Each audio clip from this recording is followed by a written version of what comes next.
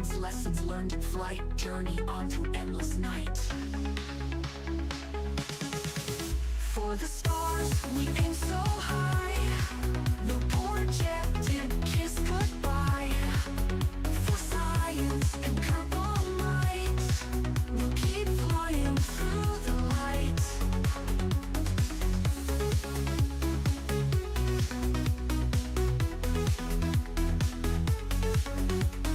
Rocket launch with hope so grand. EJ's got the master plan. Thrusters burn to reach the moon. In his eye you see the tune. Orbit dreams won't be delayed. Lessons learned from missions made. Kerbal Kai will forge a path to the stars beyond this path. For the stars, we aim so high. The projected kiss goodbye. For science and purple light, we'll keep flying through the light.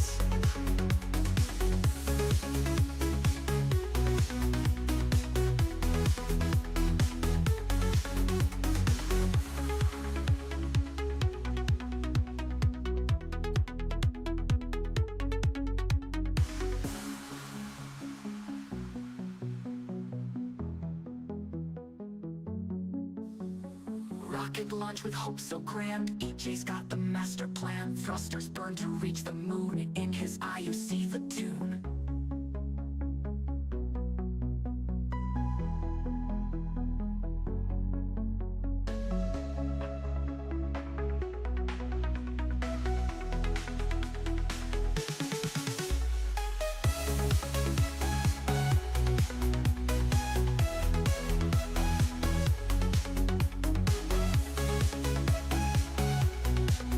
Keep flying through the light.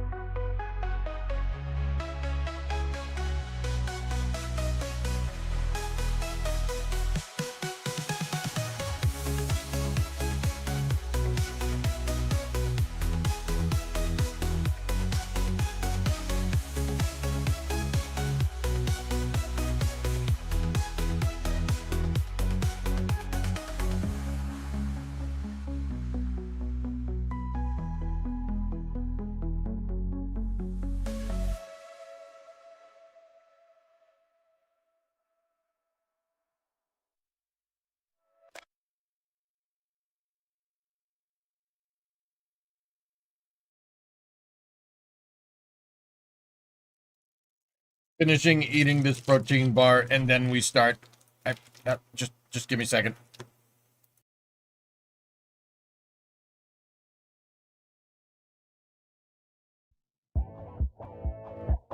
Sata kipinää.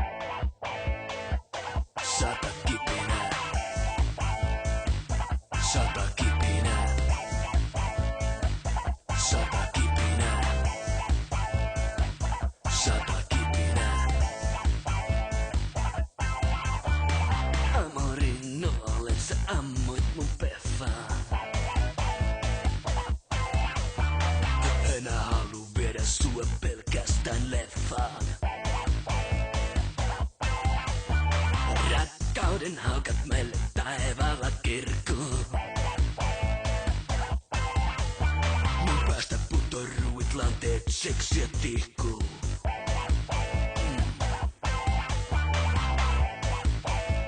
Seksiä tihkuu. Saivat mun touhoihin sydämään pensalla kastoisen.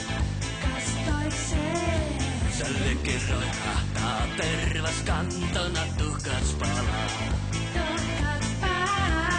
Kuin sata kipinää.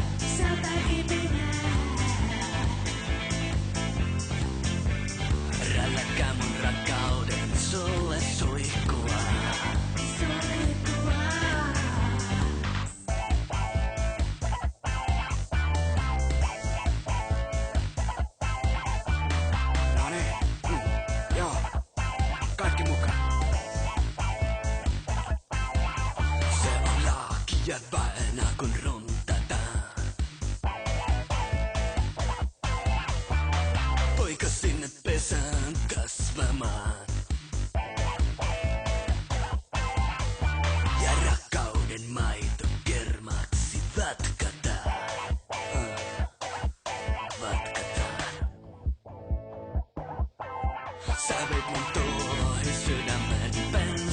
rakastoisen. Sä likiroin hattaa tervas kantona tukaks palaa. Kuin 100 kipinää.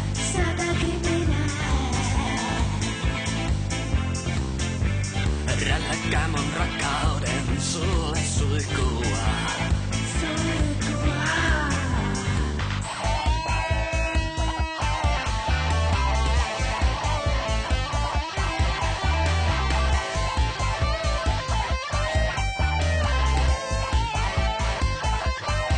Saatat mun tuohon sydämään, pensalla kastoisen. Sä likiroin hahtaa tervas kantona tuhkaks palaa. Kuin 100 kipinää.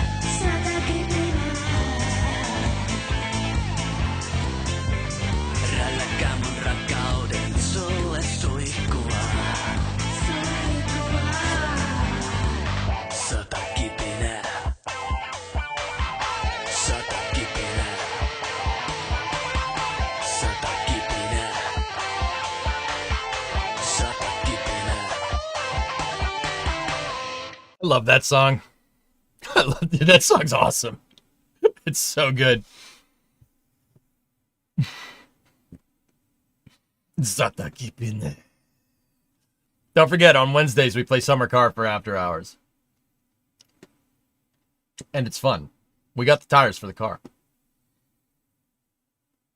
You could do the...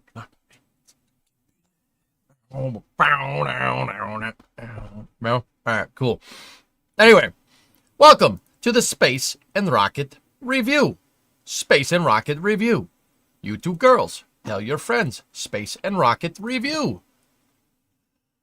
Anyway, there's a little bit of news here. A little bit of news here and there. We got a couple of things. The first thing I wanted to show you has something to do with space, but not everything to do with space. But it has something to do with space. So check this out. Ready? Spherical billboarding.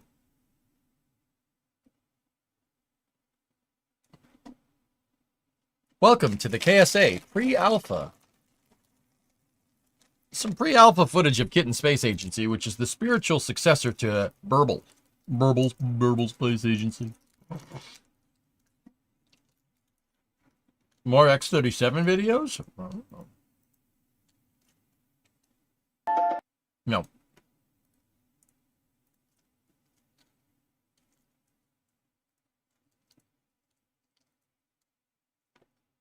All right, look at you with all your links. Look at you. You got your ears lowered? Let's see the cut.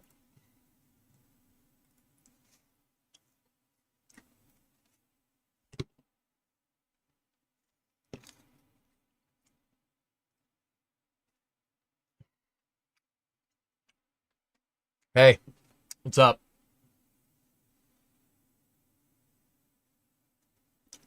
What? It's fine. Fine. Totally fine. Did KSP2 just die after launch? Studio pulled the funding. Laid everybody off. And the publisher, too.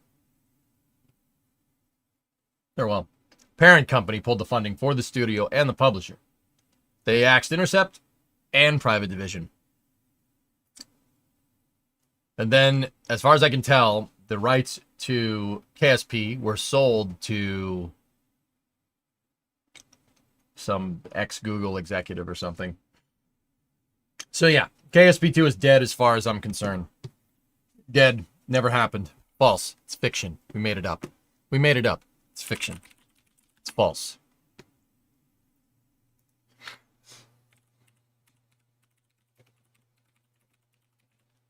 It's false. It's fiction. We made it up.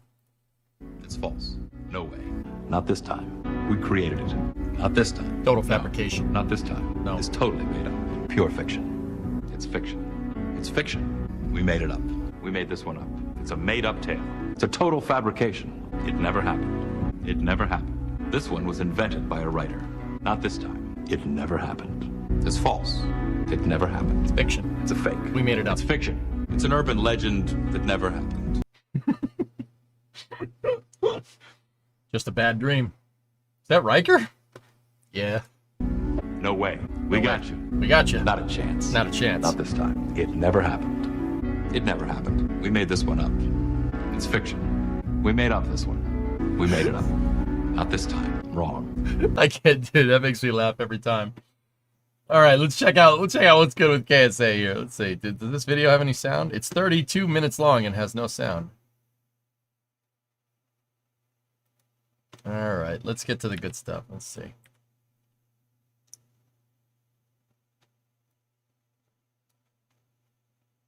Ooh, new Freiburger video with Finnegan. All right, let's go, dude. Watch that after work today. Show display. No, never mind. Display names false.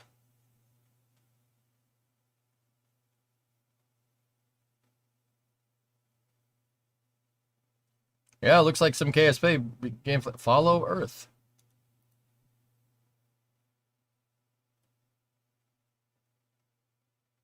That's 6578 is showing the semi-major axis. Or the major axis. That's weird. What's their SMA? Hold on.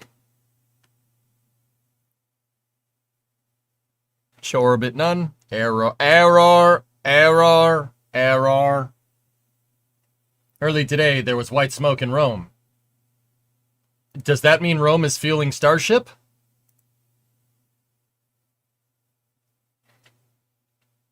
We'll be on Flame Trench tomorrow. No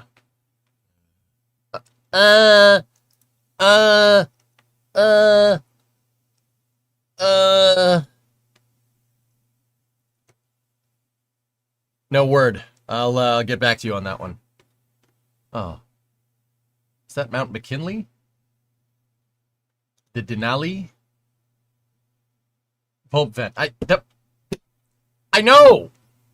You doofus?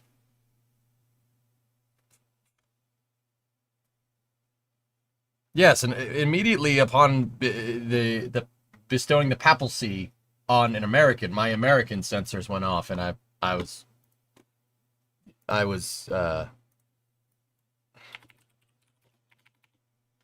here. Do you want to know the noise it makes when the America sensors go off? Here, it sounds like this.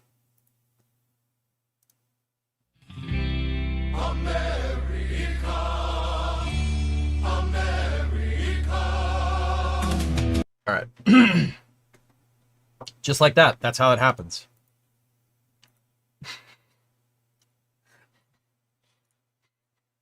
McDonald's, Walmart, the Gap, baseball, the internet, rock and roll, the internet.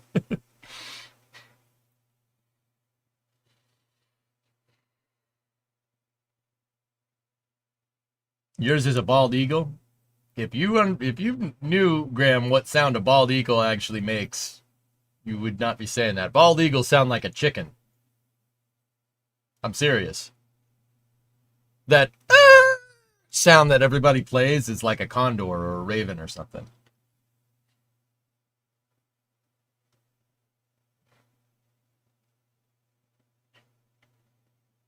Could be a hawk. Yeah, it's not an eagle. I know that, dude. Look at this, man.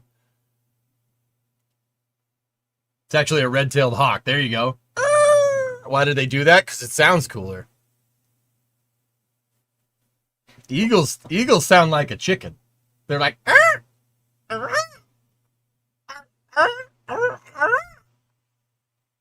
Canadian moose during mating season. And now... the yak.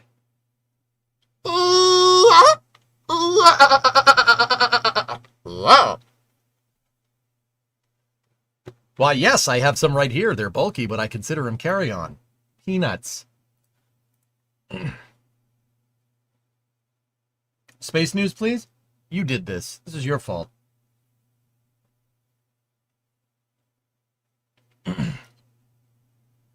Alright, so... this is what I wanted to see. Go down into the schmatmosphere, Dean. Let's go. Stop looking at me so... how do we already get sidetracked? My head's killing me. I think I inhaled too many fumes.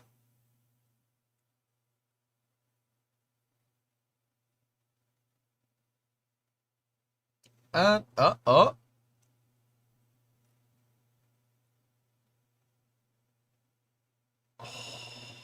Cumulonimbus clouds, bro. Look at this. And some stratocumulus up there. Or is it altocumulus?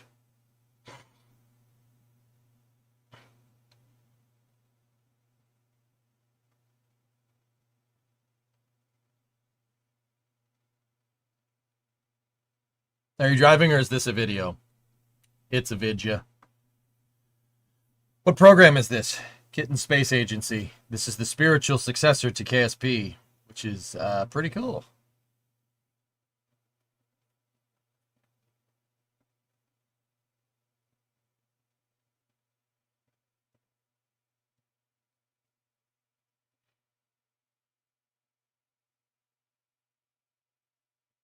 I don't know, Virtue Voyager. I don't know, man.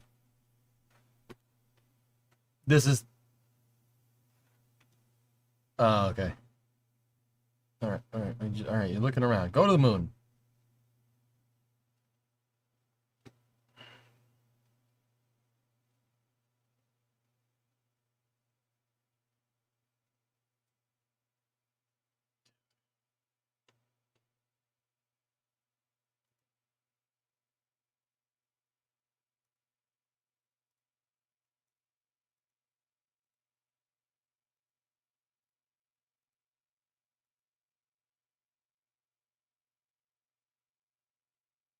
This is pretty good, man.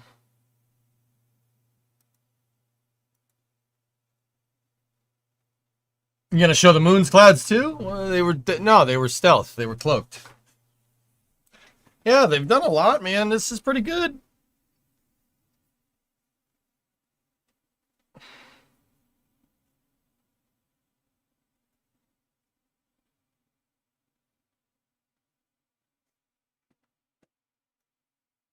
I'm not hearing anything. So.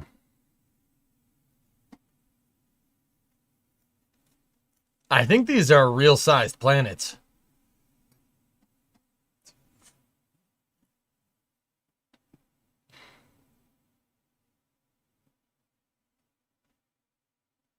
Oh. It definitely does.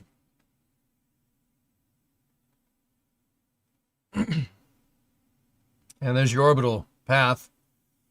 It's showing AP and PE, but each one of them says 6578, which is that's the major axis.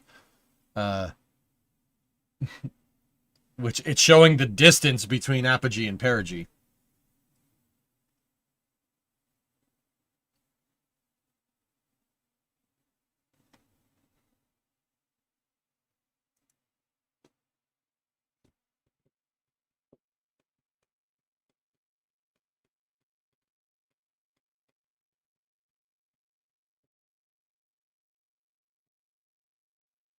There's some RCS firing.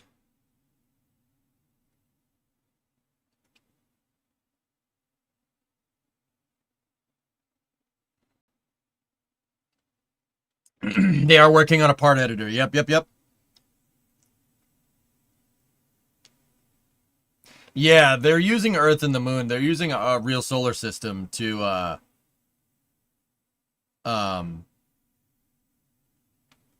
just for simulation. I think they're gonna go with smaller sized planets. They should just honestly just put KSP solar system in and call it a day. Just rename the planets. Instead of Duna, it's Duner, right? Instead of Mun, it's Mune or something.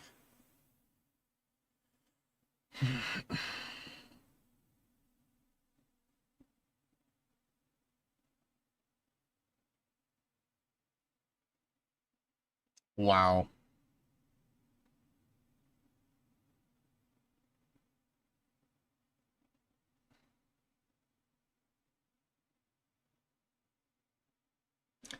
Planets are one-to-one inaccurate. Doesn't that mean the game is going to be huge data-wise? I don't think the one-to-one planets are going to make it into the final game. That's what Dean has said a couple of times.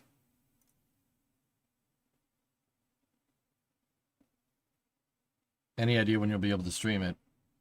Yeah, I don't know. The Conic's freaking out a little bit. Boing. Boing.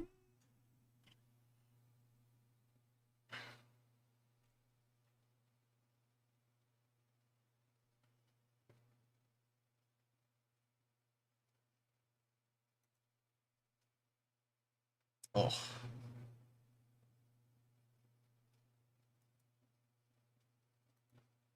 Yeah, it's pretty good, man.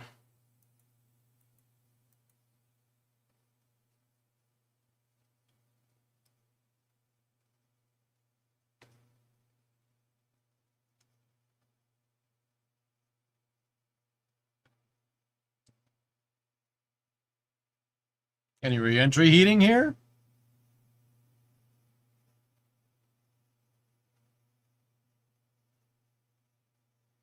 Yeah, that's pretty good, man.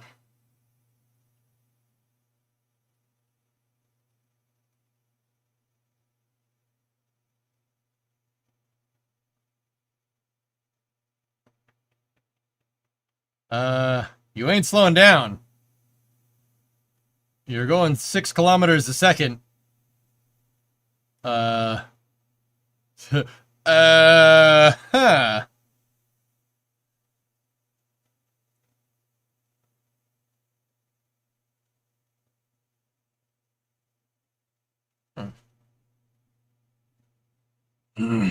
This is fine. Don't sink. Pull up. Pull up. Pull up. And it was never seen from again. All right, cool. Really good progress. Solid progress on KSA. That's pretty good, man. All right, so we're going to switch gears a little bit. And we are going to Crockett Lab it up. Crockett.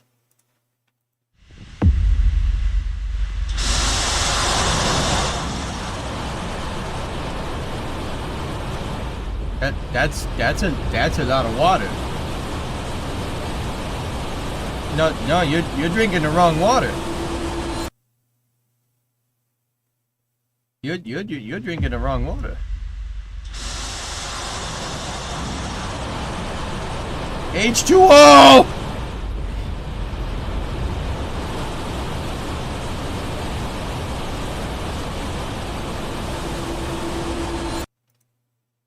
We have water.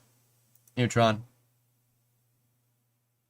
So this is this is Launch Complex 3's pad deluge test.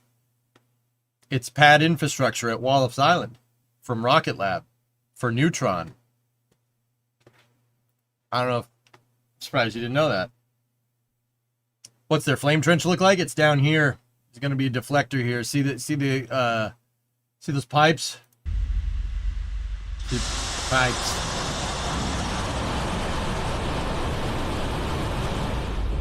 See those guys right there? That part's not hooked up. The bucket isn't ready yet. They just tested the deluge. There's going to be a flame deflector or flame bucket right here. And the trench is going to go this way, where this generator is sitting.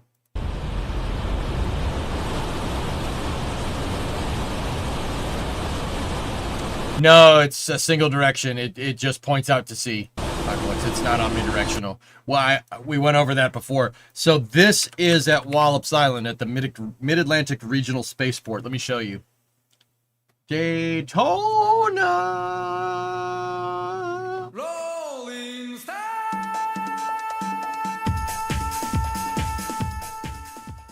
Rolling Star.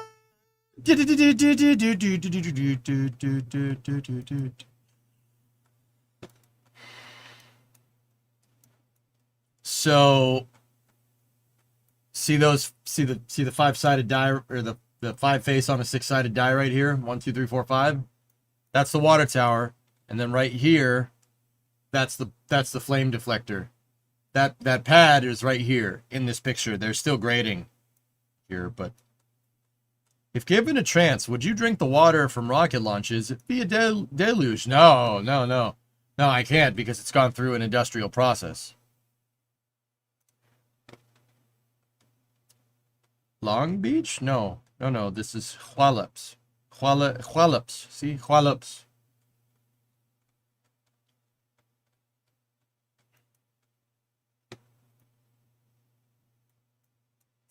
Dude, these are super old pictures. But yeah, Electron's pad is there.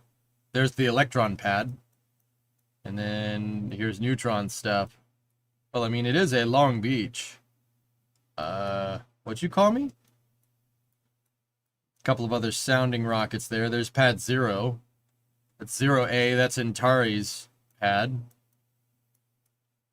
A lot more sounding rocket stuff.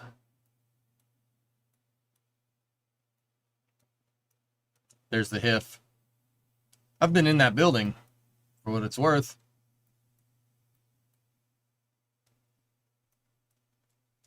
And then all this stuff is just sounding rocket launch stuff. There's a blockhouse right there. Cool. Ooh, what's that? Need you to get out of Long Beach tonight, baby. There's a bunch of cool stuff up here, Wallace. There's even a runway just sitting over there. That's not used.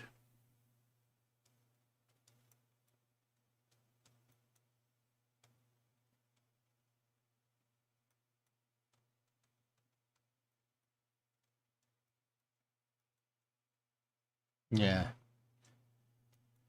There's even a... Yeah, see, this is a NASA facility. This X-Air, whatever, I don't know if it's an MCAS or NAS or what. I forget. But, yeah, the Navy actually does training here as well. See the carrier deck? They do carrier practice landings here.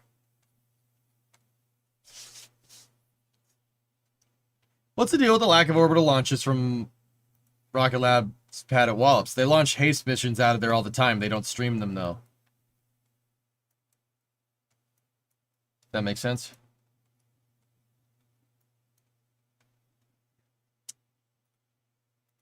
It's an ex-Naval Air Station. It's not active. Where's the active one around here? I forget. I think it's over here. That's an Air Force base.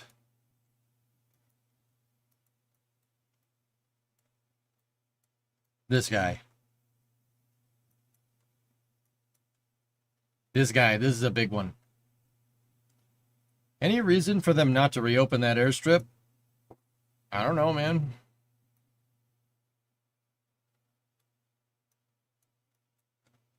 We've been over this. There's an F4 just chilling over here. Or was it an F-14? It's an F-14.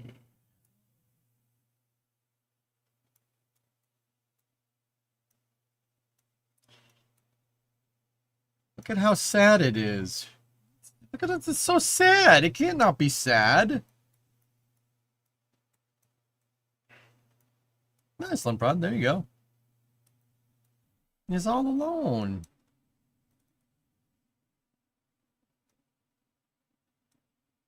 Make it happy. Yeah. Yeah. No wingman. Goose.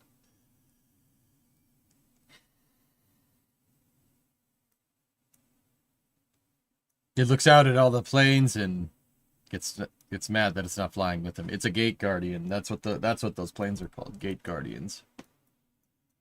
What's out on the ramp though? Super Hornets.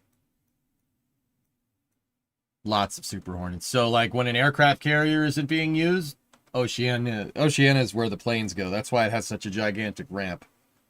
So like all the planes, they leave the aircraft carrier when the aircraft carrier is coming in. The aircraft carrier comes into port basically with no planes on it.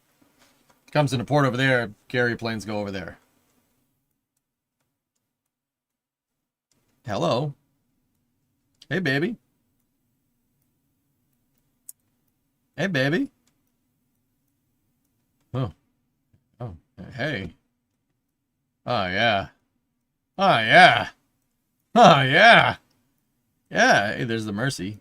That's cool. Eh. Eh.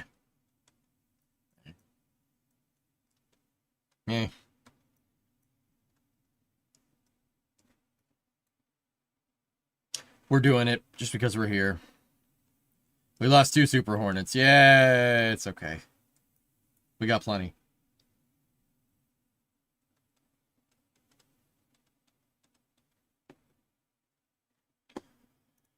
Is that my name? Is that my name Jeff posting my chat? name is Jeff. My name Jeff. Oh yeah, here. This is the next bit of space news.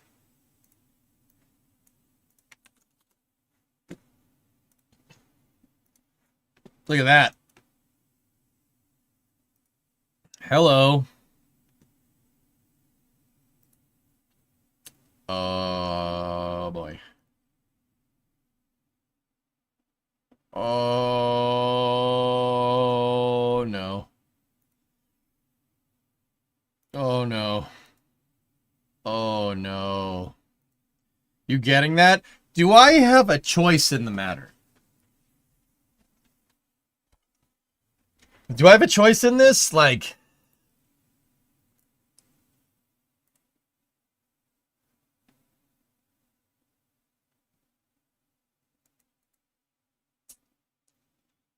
no. Yeah, that's what I thought. Dude, the 747 is worth it by itself.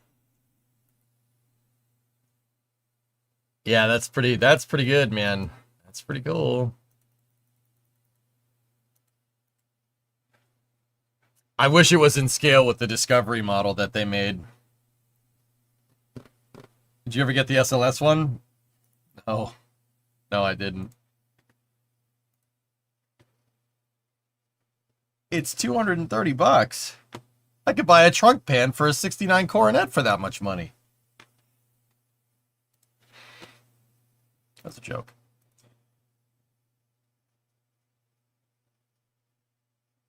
Needs to be the same scale, though. Yeah. Buy the SLS of this and build it on stream. Trunk pan or Lego shuttle? I'll take the trunk pan. Or roughly 1/3 of a frame rail. We do have our work cut out for us, don't we?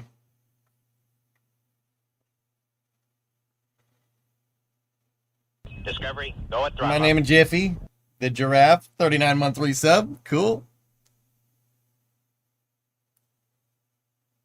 Did you get the Lego Saturn V when it was out? It's up on my shelf over there, dude. Yeah. You have to build a mate demate to...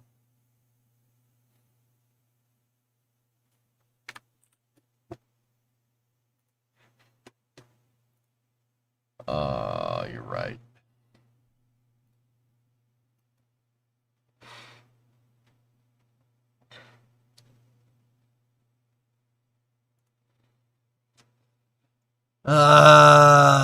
Wait a minute.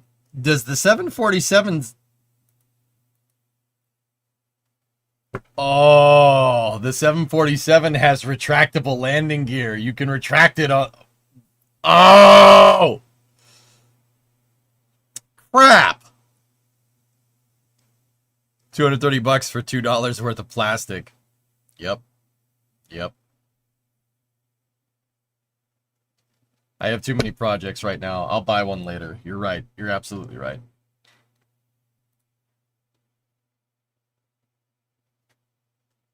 That's really, really cool.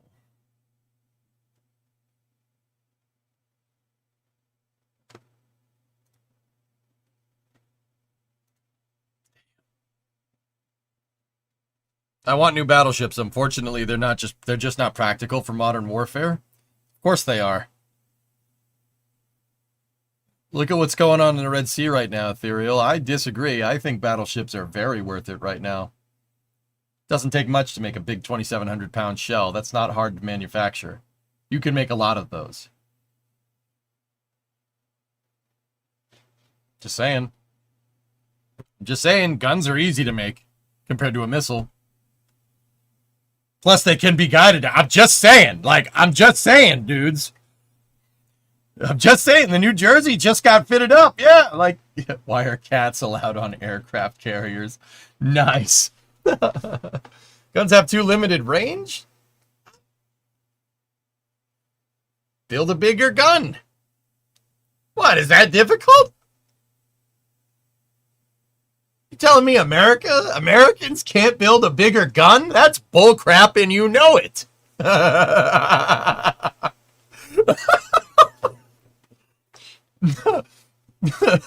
That's bullcrap. You know that's bullcrap.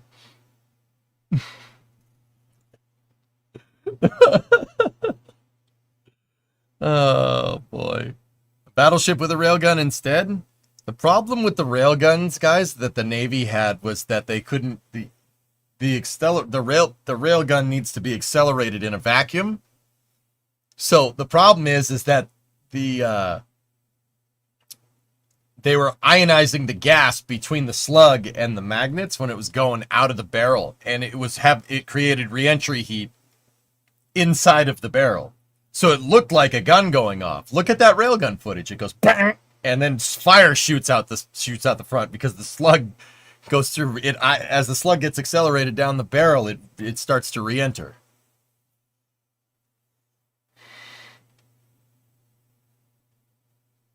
I wouldn't bring back the Iowa. It's got too much damage. Damage? Oh, yeah. Yeah. What did you miss? Here, Steve, check this out. Just don't ask why. This is gonna make sense in my head, okay? Ready? Just. Yeah, that's right. Turret 2.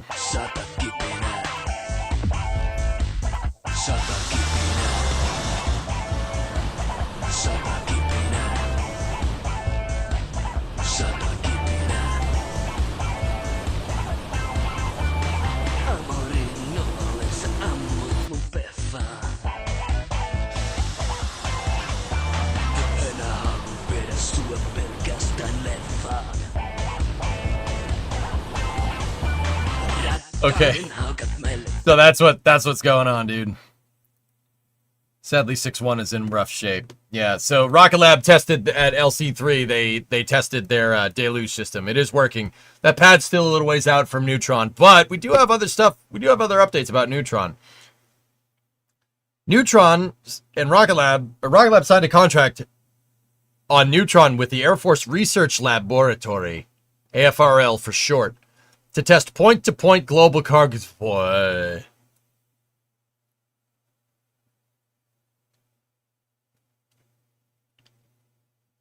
AFRL's payload will be launched on Neutron and returned to Earth in a demonstration of re-entry capability for future missions. Huh. Huh. Huh. Huh. Well, that's pretty neat. How neat is that? SpaceX has a contract like that for Starship, right? Not with the Air Force Research Laboratory. It's United States Transportation Command. Slightly different, but yes. Any bets on where Cosmos 482 is going to come down? In my backyard. Could be anywhere, Lord Gugu. I have no idea, dude. Dropping ammo into Yakograd. The Yakograd! The V2 did point-to-point. Yeah, I don't think AFRL is talking about doing something like that, though. I'm pretty sure we have that technology already. 70% chance it lands in water. That's right. Goes in the water hole.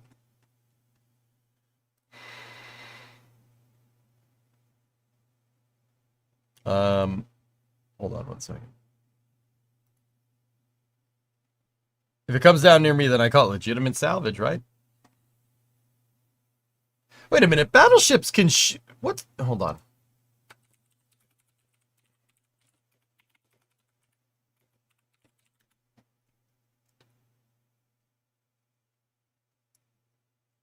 The Iowas can shoot over the horizon. They can shoot 23 miles. 37 kilometers. That's fine. That's fine. It's fine. Let's just bring that back.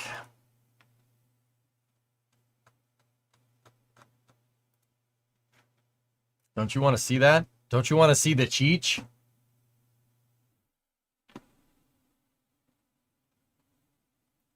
you imagine a 16-inch shell hitting one of those technicals? There'd be nothing left. There would just be a hole in the ground. Longer range with rocket-assisted projectiles. There'd be no hill either. There'd be no nothing. There'd just be a big hole in the ground. It would not be a square hole. No.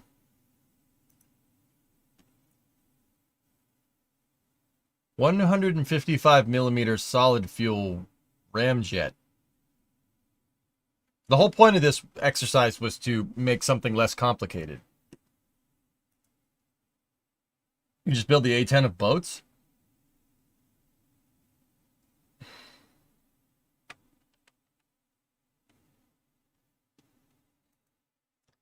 Replace all the turret with VLS tubes? On the Iowa? No.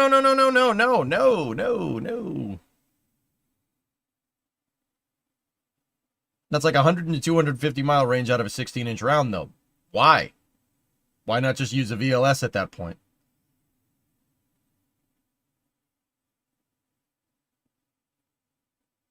To be honest, EJ, all the battleships would need is an increase in elevation and modern targeting, including tying into the same web as the F-35. That'd be sick, dude. That'd be so nuts. Dude, we could probably, with the kit that the Navy has nowadays, we could probably track the shells in real time. We fired it. Okay, we're tracking the shell. Oh, there it is. We can see it. You know? No, we wouldn't need a new one. The New Jersey is brand new. Fine. Refit the CIC with digital computers and we're good to... Well, it actually already has digital computers. Redo the CIC with modern digital computers and you're good to go. The Navy doesn't have 3,000 men to man a ship. Well, why don't you just go be Mr. Negative Nancy on the ship, then? Imagine an F-35 firing a battleship's guns at someone.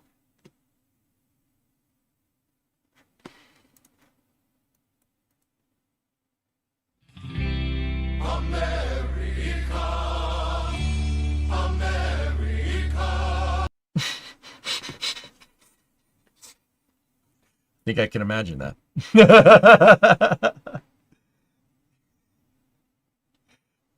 yeah, creation, exactly. The battleship could be automated, plus remove the old school boilers and replace them with little nuclear reactors. Oh, stop. Stop. My battleship turret can only point up so high. Do you know that Iowa's carried nuclear 16-inchers? They couldn't have done that for very long, but cool. Glide shells, yes. Awesome. All right. Anyway, so Rocket Lab has a contract with the Air Force Research Laboratory, which is pretty sick. That's really cool. Now, we got their quarter one, not quarter one. Sorry. Quarter 1, 2025 investor update. Forward-looking statements. I gotta sneeze. It's turbocharger. All right. Creeper, you're saying look at page 9. All right. What do you got here? Bless you. Thank you.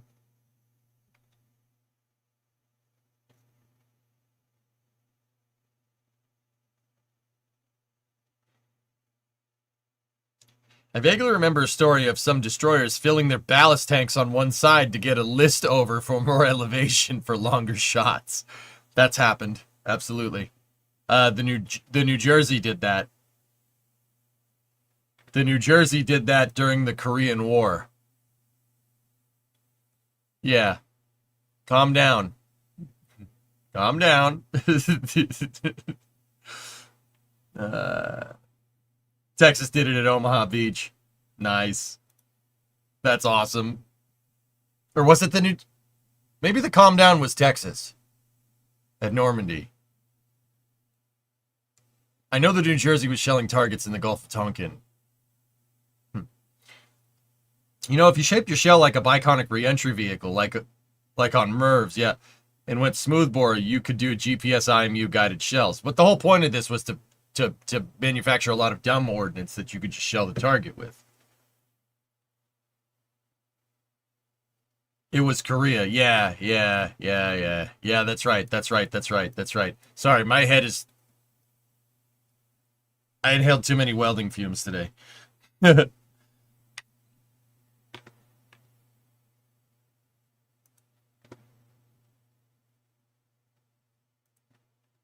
Oh, nice. A10. Good stuff. All right, what else we got? So we got Neutron landing on its drone ship. Neutron added to $5.6 billion NSSL program. New launch contract for the Air Force with Flatelites. There's the AFRL contract. Stage 2 qualification. Whoa. The Neutron rocket has now reached a high level of development and is being successfully used in the operation of Pac-Man.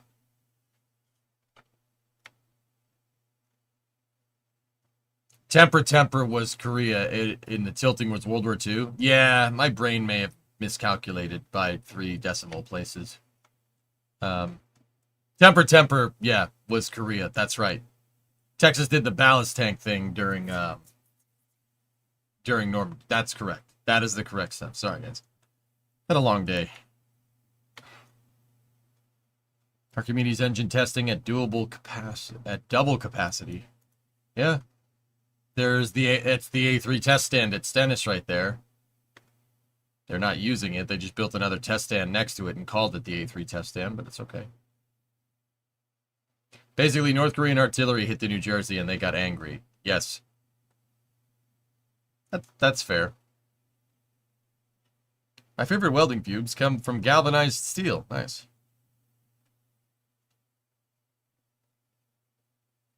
You only live twice. Vibes from that nose cone. Wasn't that Thunderball? Oh, maybe you're right.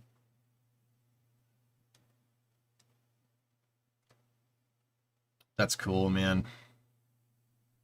Neutron's making some progress. There's the deluge, right? There's the test stand. Progress to the launch pad.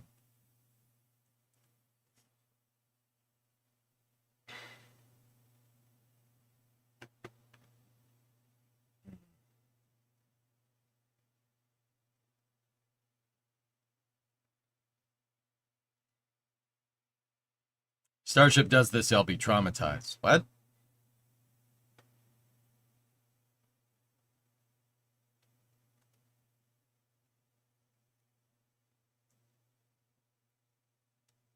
Flatellite vertical integration.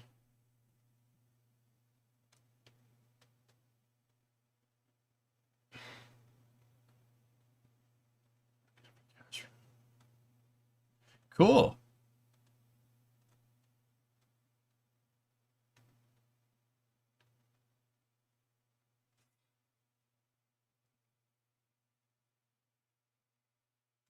That's good stuff, man.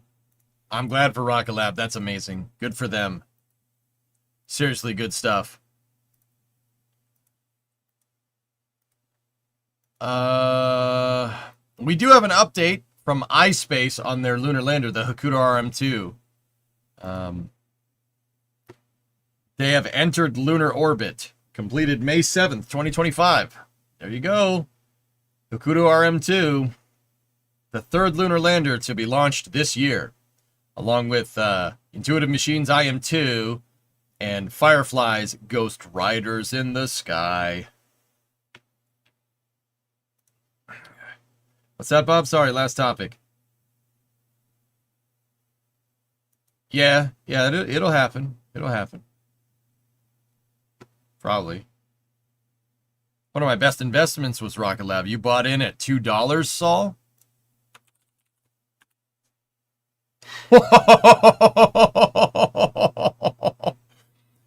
Jeez, dude. Wow. That's impressive, dude. What the hell did you buy in at $2, dude?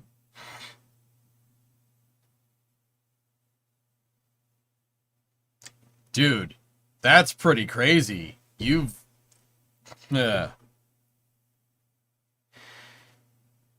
septupled your investment? Dude, He bought the dip. He did buy the dip. Wow, that's impressive, dude. Good for you.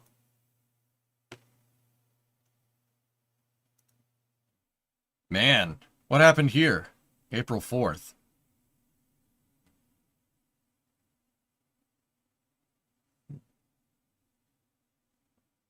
You bought at the IPO around $10. Very glad I had diamond hands. There you go, Tape. There you go. Oh, tariffs talk, look. Yeah, that makes sense. Stoinks. Intuitive Machines is up, too.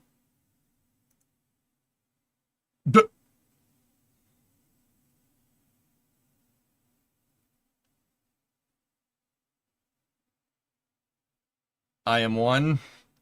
I am 2. There it is. Woof. It's up on the day, though. Yikes. Yikes. Yowza. Now if we can only get 3 crewed missions to the moon a year, wouldn't that be nice? Wouldn't it be nice if we got to the moon? I think those are the lyrics.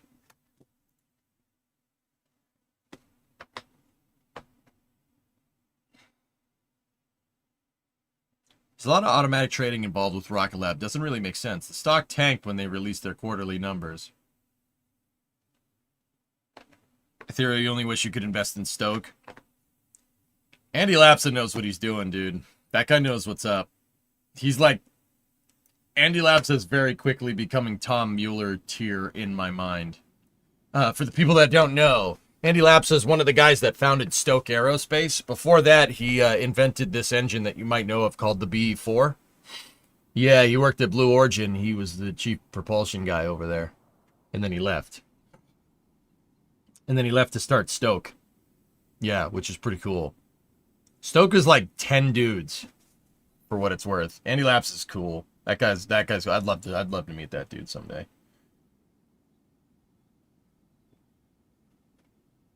What happened to the original CEO of Firefly? That's a long story, dude. Your cousin is Andy Laps' doppelganger. Okay. Stoke is Astra if it was good. You know Astra's still around, right? Astra's still doing its thing. They're working on Rocket 4, man. Or something. Full flow stage combustion cycle with a 9-person team. Can you believe that, Milge? Man, that really kind of makes everybody else look kind of stupid.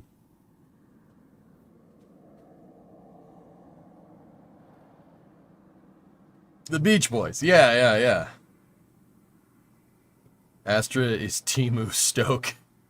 Wow. What was the last update we had on Rocket 4? It was actually like a couple of months ago. They showed a picture of a tank. I still don't know why Stoke can't buy a few Falcon 9 first stages for a boost.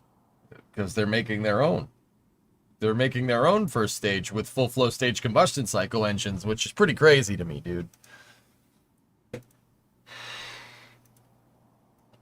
So, I did cover this a little bit yesterday, but I wanted to show you guys. So, Justin Schwartz caught this on McGregor Live. Take a look. So, fucking cab truck. There's another Falcon 9. And John Edwards actually dropped a tidbit of information. He's a flight director for SpaceX. Oh, hello. Hello, babe.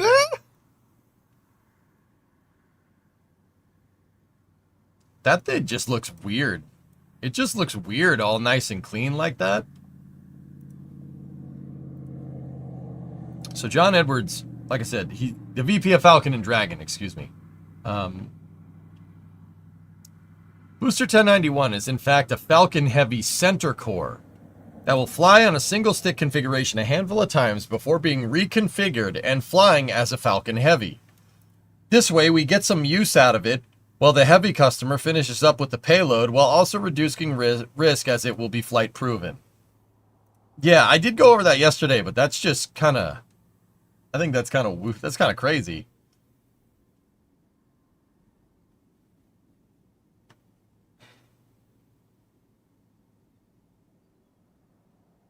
I like Falcon butts, and I cannot lie. Yeah, pretty cool. It just speaks to the kind of, even now with like Falcon 9 kind of being quote unquote grandfathered in at this point, how SpaceX is still like, still always adapting. No, it's okay, Erudite. Don't worry about it. Red covers on the access panels? Yeah, the red covers are just, they're not for flight. They're just there to prevent FOD while the booster is being tested. The real flight covers get installed after it's done its testing. Do you know how I can tell? You know how I can tell they're not for flight?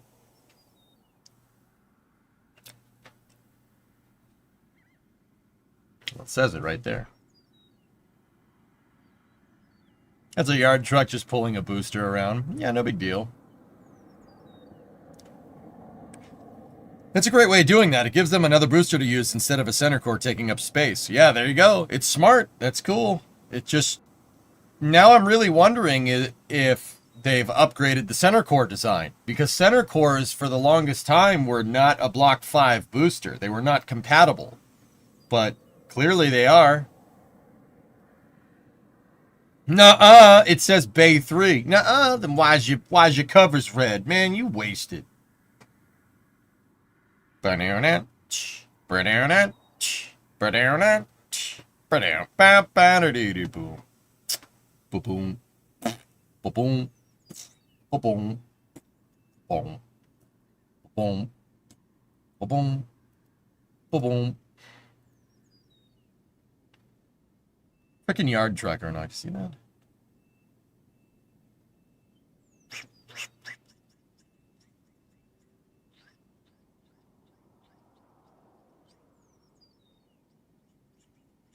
It's not coming through on the mic, dang it. So now this just looks weird. Do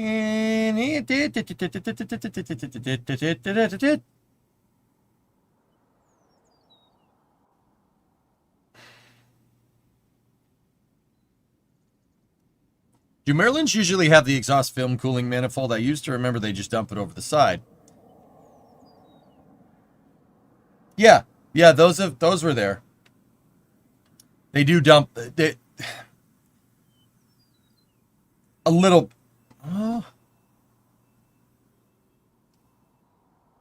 Okay, so ethereal. First of all, I'm not 100% sure what that is. I think that's always been there. But now that you mention it, that you're right. That looks a little strange. Second of all, they do dump it over the side.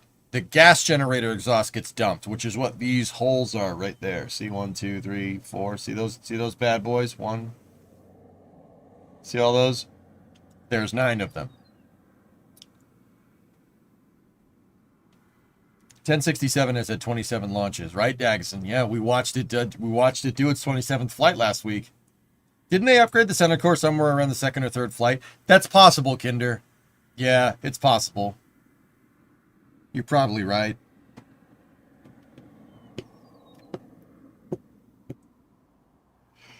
Old nerd here. Rocket waiting on a customer. Oh, jeez.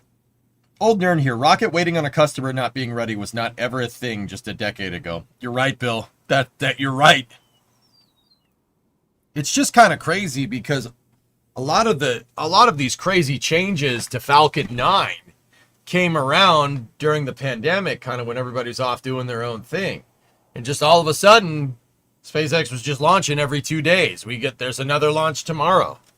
Actually, speaking of that, there's another one. Let's take a look at next space flight. Yeah, tomorrow at 8, right after the flame trench. Guess what we're doing? We're covering that. Yeah, Starlink 15-3. Let's see. What is it using? 1081 on its 14th flight. 14th flight. Yeah, whatever. That's nothing. It's going out of Slick 4E at Vandenboig. Vandenboig.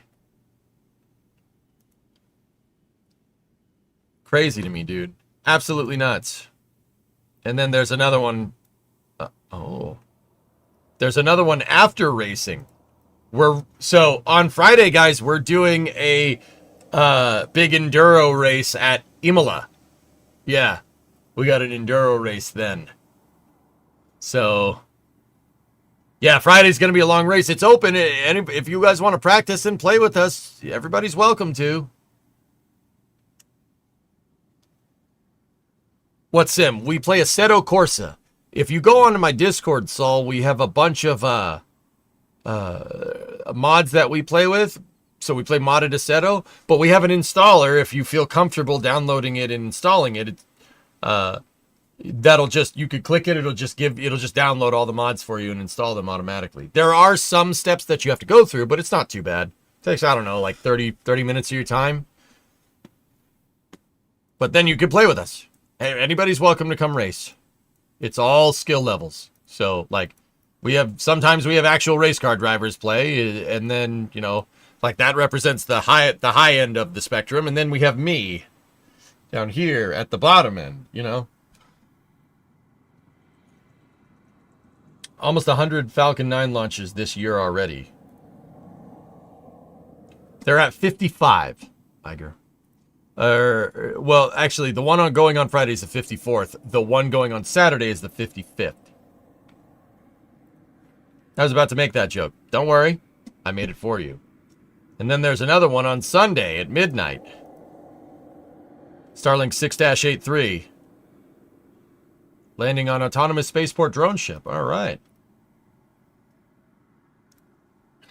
Yeah, 55 is close enough.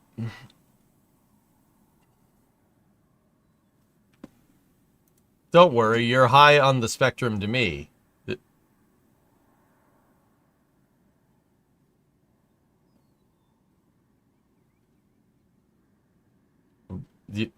Thank you.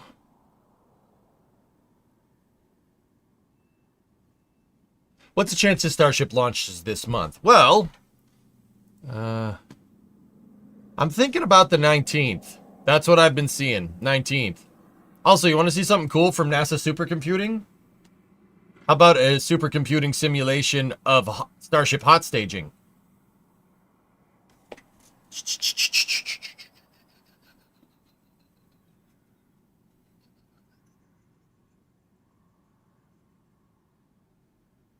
Do you know if SpaceX has any more Starlink demos? Last flight had less. 26 and 28 on the next two missions, respectively.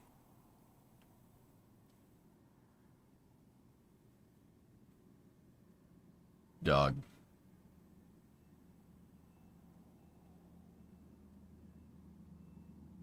Whoa.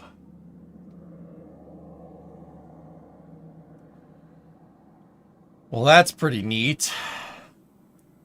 That is a supercomputing simulation of exhaust plume interaction during hot staging. That's pretty cool. Man, look at the pressure that comes out of that damn hot staging ring.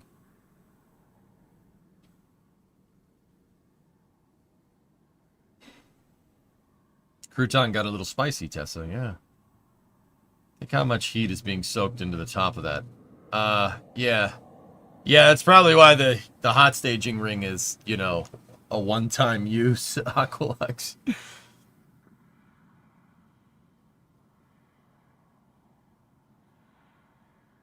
Jeepers, creepers.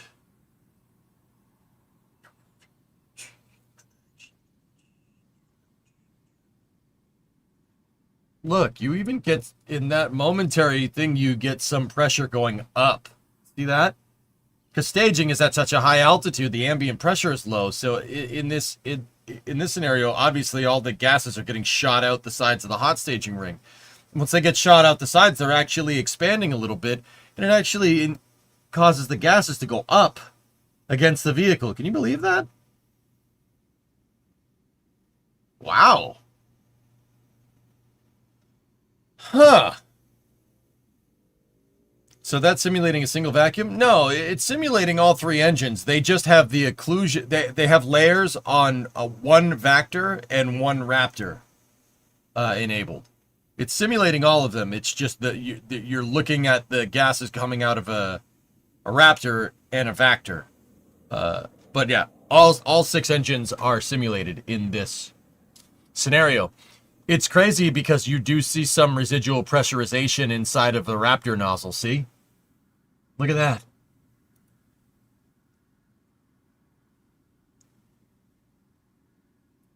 How long until they're using the hex tiles in that inner stage? I don't know, man.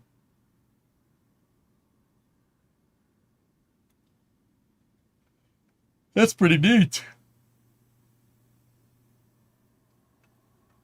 My head's starting to hurt a lot. This probably took a couple days to simulate on a supercomputer. Yeah. Yeah. The residual pressurization inside of the nozzle, the Raptor nozzle, is weird to me, dude. That's crazy.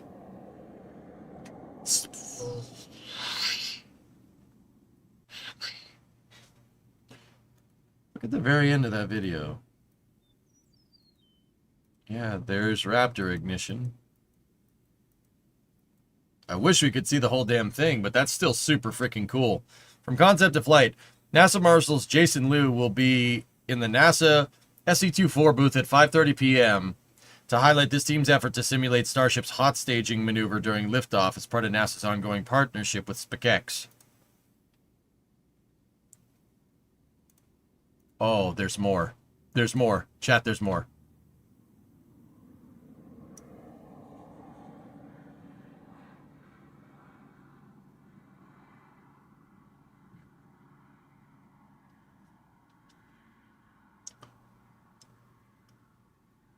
Look at how far the hot staging plume expansion happens. No, show us more, you butthole.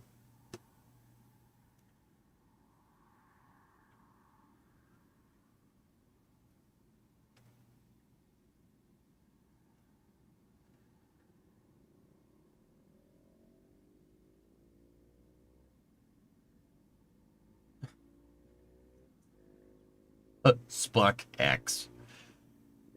That's cool, man.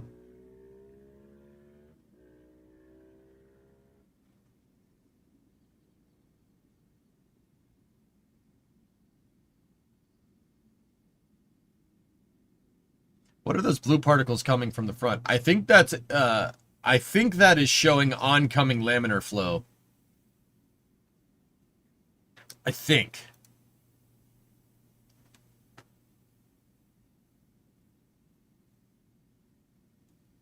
It says IFT2 right there. How do you think SpaceX is going to land humans on the moon and bring them back? Because I don't see how it's possible to have landing legs and a heat shield. I think Dragon might have something to do with its smoke.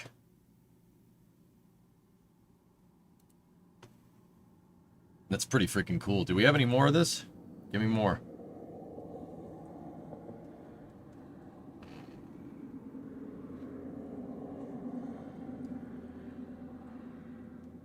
Yeah, I mean, there is HLS smoke, the human landing system.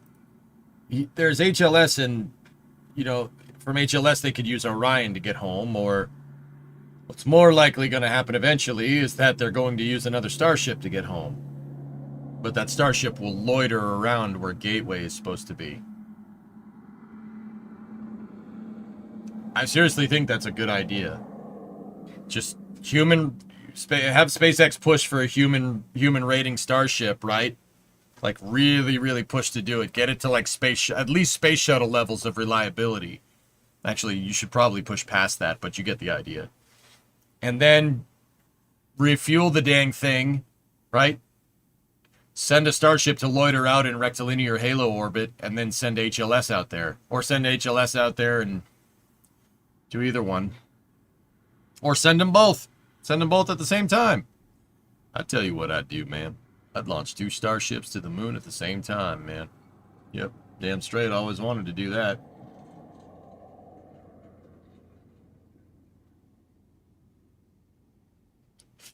Heat shields are somewhat useless on the moon, though.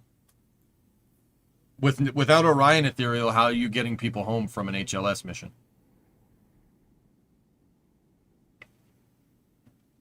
Right, Matt? Isn't that crazy? I've seen that thing come back down and do that, dude. It's crazy.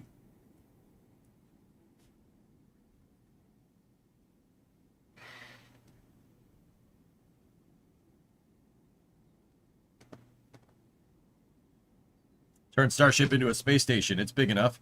Especially if you wet workshop the thing. Tessa, that's always been my thing. Starship is reusable Skylab, and if you're worried about, you know, human rating Starship, launch people on a Dragon and just have them dock to Starship. There you go. Love that shirt. Thank you. RP1 locks. Carolocks. Go Carolocks. Go Socks. Then you would have to orbit refuel the Starship in HLS. How many refueling flights would that take? Geez, 32? Starship launches every day. It's not a big deal. I wasn't talking in general, EJ. I was responding to someone else. Got it.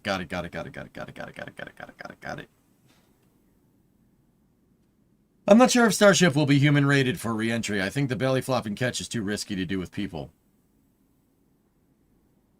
But Dojo, if Starship has done 1,000 landings and never had any problems doing that with a Starship, then what? Would you be comfortable riding on it? If it's done it 1,000 times? 1,000 times. It's been caught 1,000 times in a row consecutively, no problems. Would you fly on it then? Think about it. I'm actually asking. What's safe enough for you? Like, we got to be careful. We got to be careful between, like, is this actually crazy? Like, trying to land people with the catch tower? Like, is that actually nuts? Or are we just not used to it because it's something new? Because I thought the booster landing was insane. Like, I had no doubts in my mind that SpaceX could do it. And then you actually see the damn thing and you're just like,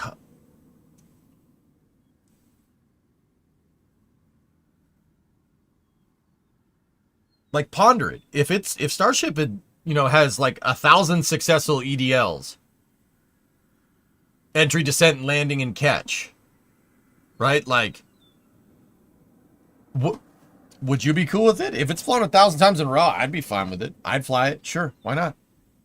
That's pretty damn safe for a spaceship. That's safer than Dragon is right now, empirically. Did they get to catch it a second time yet? Word on the street, Aaron Rod, is that they're going to try that with the next flight, with Flight 9. Oh, and actually, guys, there's one other thing that I've been pondering, dudes. We talked about this in a Space News a little while ago. If Starship can move 100 tons to low Earth orbit, that's SpaceX's minimum goal for the thing. If Starship could end up doing 100 tons to low Earth orbit, you don't need to refuel. If you launched it with 100 tons, yeah, then you'd need to refuel. But if you launched it with people in a HAB module, people in the HAB module maybe 10 tons. If you have 100-ton LEO capacity and you have 10 tons worth of humans and environmental control systems on board, that Starship could just go to the moon. There's no refueling. You don't need to do that. You have enough fuel to just go to rectilinear halo orbit and back. Yeah. So, I mean, just something to ponder. Just saying. Word on the street, huh? Yeah, it's word on the street. The street is Highway 4. But be careful, because Highway 4 is a bumpy street. Sometimes you misheard people. Sorry, when Flight 9? The 19th is what I've been hearing, Nando. If they hit passenger liner levels of testing, I'd 100% go on it with no hesitation. Yeah, it's about the empiricalness of it right now. Yeah, but what if something goes wrong? With parachutes and water, you can survive. If a stick breaks, they're dead. Thank you for issuing my point. Or for illustrating my point. That's what I mean. Like you're asking, but don't you like you got to be careful with that. You're asking what ifs. Well, the truth is that you're making a presumption off of an unknown. We don't know. Landing might suck. They might switch to landing legs, dude. Trying to catch a ship might be stupid. They might go to landing legs. Heck, with the FAA observations that we saw yesterday, I went in and looked at those last night with those FAA things, guys. It called for Starships landing on drone ships. Now, unless we're building a 500-foot tall converted oil rig drone ship, Starship's going to have some kind of landing leg. I have no idea what that entails. I could not tell you. I don't know. But it's got to have something. Now, Bodojo, let me ask another hypothetical. And this is another conditional hypothetical for the rest of the chat. Say Starship does get landing legs. Say they build landing legs into it. You know, you got 4 landing legs. They're derived from HLS, so you know they're going to work, right? And they integrate that with tiles and everything, and they get it to work right. Would you do a flip and burn? Would you be comfortable with a flip and burn and a vertical landing like Falcon 9 or like SN-15? Does that change the stakes at all? That's what I'm asking. This is just a straight hypothetical coming from me. I'm not trying to prove a point. I think landing legs in my mind would be like, yeah, okay, I'd do that. Right? Like, it could be, like, it wouldn't need to do 1,000 flights with landing legs, and I'd be like, all right, cool. Right? Hey, Matoro, what's up, dude? What if we get hit by a thong? Yeah, what if? 122 months from my boy. Howdy, Matt, how you doing? How's your family holding up, dude? I know you went through some Highway 4 road bumpiness a week and a half ago. Bro, how's it been that long? I don't know, dude. Less systems involved, the better. Yeah. Sorry, off-topic Timberborn update. Oh, neat. Why should they not catch the ship? I don't know. It just seems like landing legs in my mind would be like somehow in my mind that's safer than a tower catch, you know? Yeah, Dago, try to keep it classy for me during the day. If we go into after hours, dude, curse up a storm. I don't care. But during the day, like, try to tone it down just a little bit for me. I do teach people here about rockets and whatnot, so.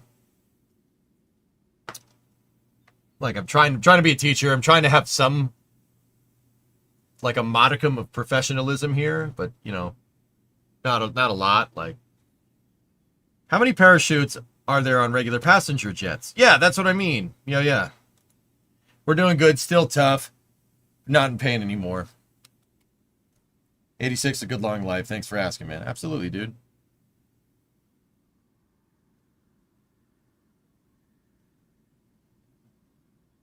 I'm sure someone would rather fly SpaceX than Boeing. Yeah, probably. There's a certain amount of human psychology coming into play here. As humans, we automatically downplay issues with things we're familiar with and exaggerate problems that we're unfamiliar with. It takes effort to counter that. That's what I'm talking about, dude. If Starship has been caught 1,000 times in a row on a tower with no problems, dude, put me on it. That's empirical enough for me.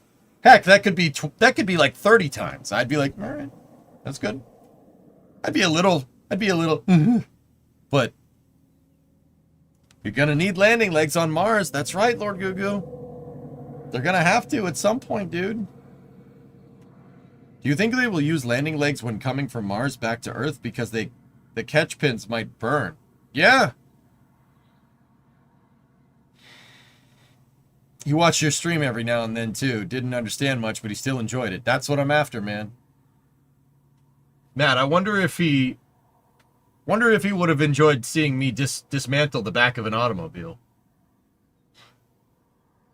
I've evolved from making jig parts in the SPH to making jig parts on car. We have evolved. We are in a higher stage of evolution. Yeah, Reindeer, we got most of it out. Some of it's still in there, but we got most of it out. Did the sheet still arrive yet? Oh yeah, it's here. It's awesome. It's really, really nice. It's too nice for us, dude. It's too nice for us, man. Tomorrow we'll get the rest of that damn trunk pan out, and then we got to start rebuilding. There's a lot to rebuild. That saw is still the best thing I've heard all year. Yeah, right? Would they even land coming back to Mars or do a capture and come down on another ship? I don't know. Stop jigging around. I like jigs. When they start a successful landing and catch, while non-optimal, dodgy weather, minds will change. Exactly. It's the same thing as the booster, Silent. I was skeptical, dude. I didn't think they'd do that on the first try. I think they'd I thought they would miss a pin or something. But they ain't missing. SpaceX don't miss. They ain't missing. Mopar. Most our parts are rusty.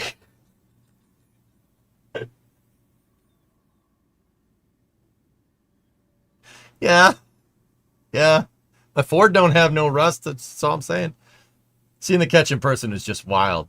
Matt, it's really cool. I have to refrain from being such a gigantic SpaceX fanboy because I saw Starship fly twice and it ruined other rockets for me. And I've seen shuttle launches, man. It ruined other rockets. Like, I don't know what to do. You know, like, I don't know what to do, man.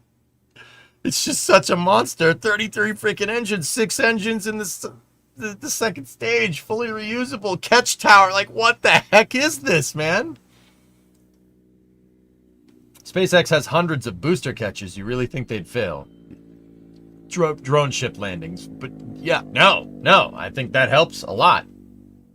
You'll still need to see SLS in person. Yeah, especially if it might go the way of the dodo. I got to see one of them, dude. And Newglen's. Well, there's got to be plenty of Newglen's launches to see. I'm not as worried about that one, dude. But yeah, Newglen's seems like a monster. I like that rocket too. Newglen's is awesome. In fact, I think who's got the bingo cards ready?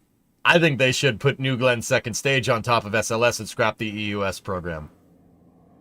And then make an adapter for Orion to New Glenn's second stage. And launch Orion on New Glenn as well.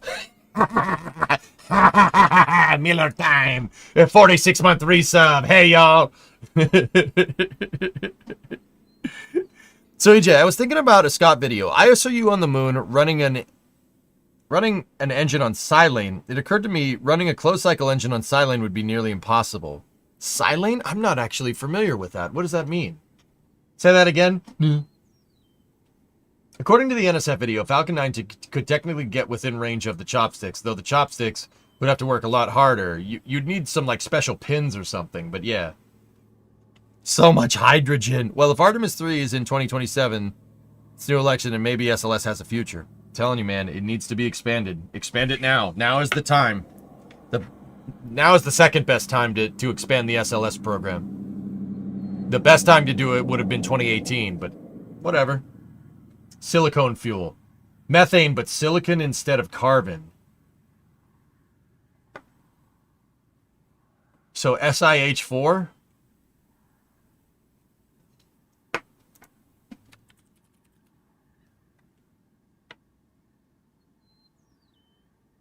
What the funkin' waggles is going on here? What the heck? This is a thing?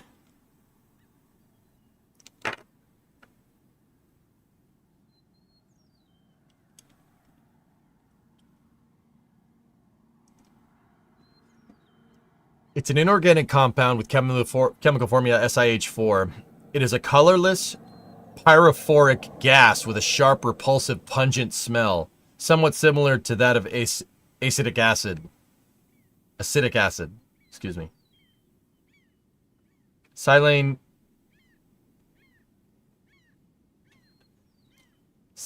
is a practical interest as a precursor to elemental silicon. Silanes without these are words some of these words I understand. Acetic. Yeah, I was like, wait a minute, that's probably not how to say that. It's pyrophoric.